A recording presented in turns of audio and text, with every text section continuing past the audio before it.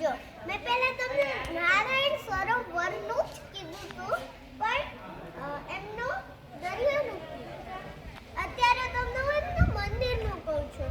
એ બહુ જ જૂનું મંદિર છે ને, ત્યાં તમે ઈંટું જોઈ શકો છો, તો ઈંટું. ચાલો હવે તમને દર્શન કંઈ કરાવી દઈએ મારી સાથે. ચાલો ઉપર જોઈ શકો છો. અત્યારે મંદિર બંધ છે, ચાલુ છે. અત્યારે મંદિર બંધ છે. હમણાં થોડીક જ વારમાં મંદિર ખુલી જશે, તો તમને હું ફરીવાર મંદિરના હરખી રીતના દર્શન કરાવી દઈશ.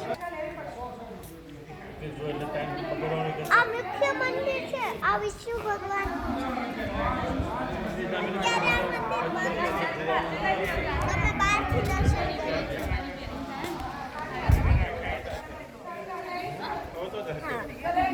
થઈ ગયા દર્શન.